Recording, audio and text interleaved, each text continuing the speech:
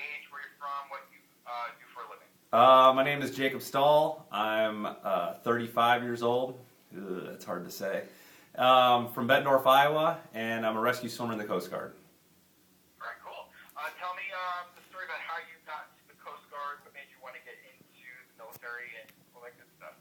I went to college, swam in college, did the whole, major thing, majored in sports psychology. Graduated college, found out I was going to have to go to grad school or get a job working in a cubicle, whatnot, and decided it wasn't for me, and I wanted something a little more adventurous, I should say. Still centered around swimming, so I enlisted in the Coast Guard when I found out rescue swimmers couldn't be officers, and that's really all I got in the Coast Guard for, was to be a rescue swimmer.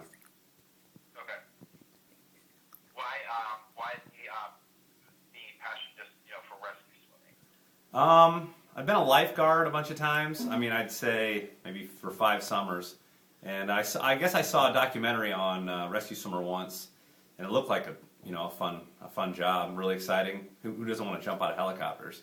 So Right. I said I thought I'd give it a try. All right, cool.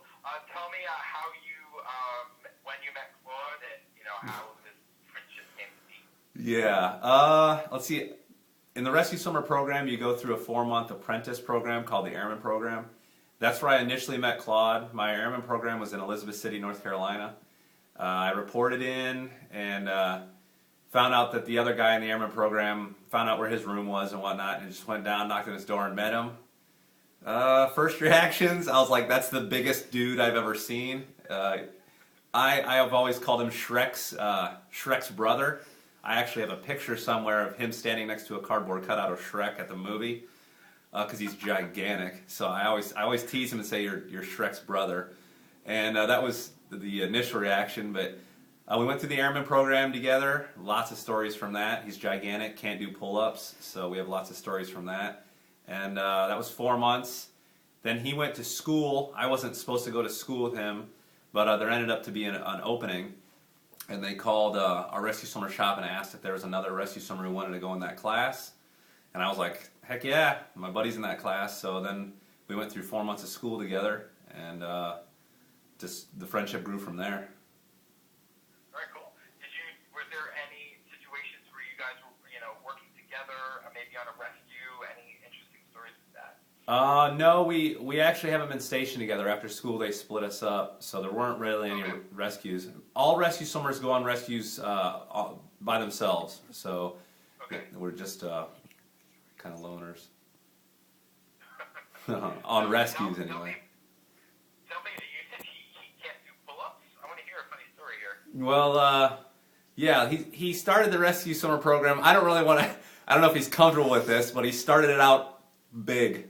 He's a big boy. He's probably about, I know yeah. Talk to me about it, so. He's about probably 240 right now, and he started out a lot bigger than that. So a guy that big, his weakness is pull-ups. And when they would say do 20 pull-ups, he couldn't do 20 in a row.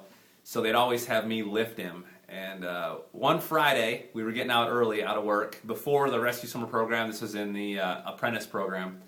And they said, before you two can go home, you both have to knock out 300 pull-ups.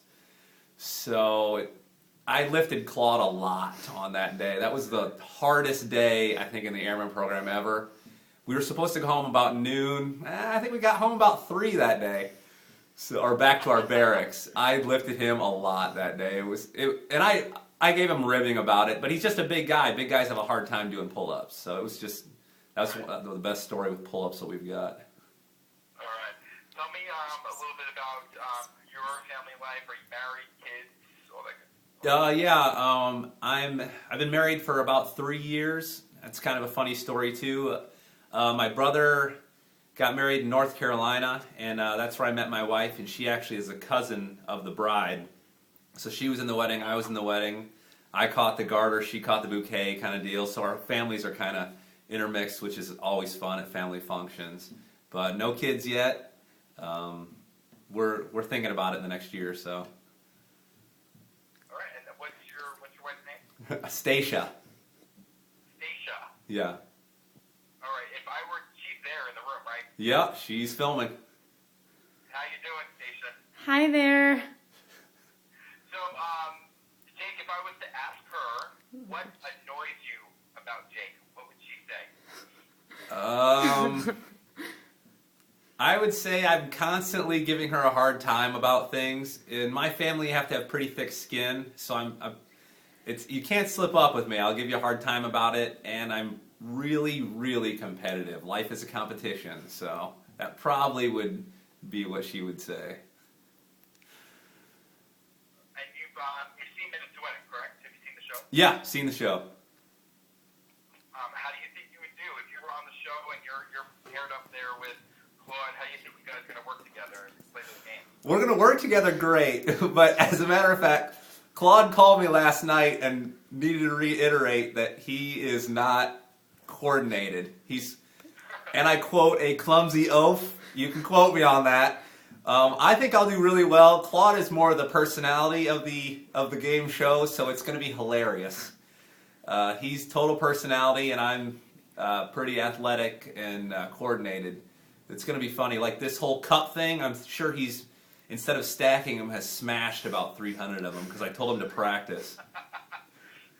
Shrek is not going to be good at the cup game. Yeah, Jake was practicing last night, and he did it like the first time, like 45 seconds, perfectly fine. Then after that, he spends like an hour trying to get his time down to 30 seconds. I told him, beat that. There's 50 games. You just need a minute. You don't need to be beating your own time. And he's like, no, I need to get it down to 30 seconds. So his competitiveness is definitely over the top. There's got to be records. I want to break a record. I just don't want to win. I want to break records. That's definitely a true sign of a competitor. They want to do it as little time as possible, even though they have 60 seconds. I've seen it a lot. So tell me, Jake, what you would want to do with the money. You get on the show and you win up to $1 million. How does that change your life? Drastically, as a matter of fact. I would give it all to my coworkers. Yeah, no, that's not going to happen. I hope they see this video. That's why I said that. I wanted a moment of cheering and then my wife's brother has cerebral palsy and really needs a wheelchair truck, like a big wheelchair van. If I win a lot, I would really like to buy him a van, as with part of the winnings. Other than that, I would love a new truck. Who wouldn't? There's a lot of stuff. We just bought a house. Wouldn't mind helping pay down the house or pay it off. There's just a lot of stuff we would love to do with the money. Invest some of it would be nice. All right, cool. Thanks, Jake. We're all set. That's all I need. Cool.